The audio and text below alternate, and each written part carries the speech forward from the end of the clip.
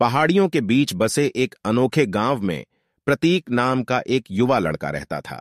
वह अपने मैले कुचैले कपड़ों, नंगे पैरों और सपनों से भरे दिल से जाने जाते थे। अपनी गरीब पृष्ठभूमि के बावजूद प्रतीक के पास एक अटूट भावना थी जो अंधेरी रातों में एक प्रकाश स्तंभ की तरह चमकती थी। हर शाम जैसे ही सूरज क्षितिज से नीचे डूबता था, पूरे गांव में गर्म चमक बिखेरता था। प्रतीक गांव के ठीक बाहर एक छोटी सी पहाड़ी पर चढ़ जाता था।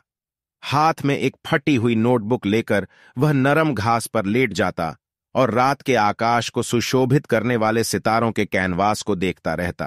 प्रतीक की कल्पना की कोई सीमा नहीं थी। उसने दूर दूर की आकाशगंगाओं, सुदूर ग्रहों और ब्रह्मांड तक फैले महाकाव्य रोमांच का सपना देखा। जैसे ही उसने अपने सपनों को अपनी नोटबुक के पन्नों पर चित्रित किया, स्टारशिप, विदेशी प्राणियों और लुभावने परिदृश्यों को रेखांकित किया, उसकी आंखें आशा से चमक उठीं। जीवन में आने वाली चुनौतियों के बावजूद प्रतीक को सितारों में सांत्वना और प्रेरणा मिली। उनका मानना था कि एक दिन उनके सपने उड़ान भरेंगे, बिल्कुल रात के आकाश में टूटते तारों की तरह।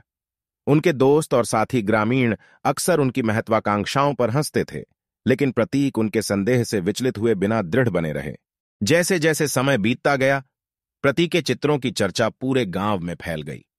एक शाम माधवी नाम की एक बुजुर्ग महिला, जो अपनी बुद्धिमत्ता और दयालुता के लिए जानी जाती थी, ने पहाड़ी पर उनसे मिलने का फैसला किया। वह प्रतीक के पास पहुंची। उसके कदम धीमे और सोच समझ कर थे। क्या मैं देख सकती हूं कि तुम क्या बना रहे हो, युवा प्रतीक? उसने धीरे से पूछा। प्रतीक अपनी नोटबुक सौंपने से पहले एक पल के लिए झिझका। माधवी ने इसके पन्ने पलटे। प्रत्येक जटिल रेखा चित्र के साथ उसकी आंखें चौड़ी हो गईं। वह मुस्कुराई और प्रतीक को नोटबुक लौटा दी। उन्होंने कहा, ये चित्र असाधारण हैं, प्रतीक। इनमें आपके सपनों का जादू है। याद रखें, सबसे बड़ी यात्रा भी एक कदम से शुरू होती है। माधवी की बातें प्रतीक के दिल में गहराई तक गूंज गईं। उसे एहसास हुआ कि उसके सपने महज कल्पना नहीं थे, वे उसके दिशा सूचक यंत्र थे, जो उसे संभावना के भविष्य की ओर मार्गदर्शन कर रहे थे।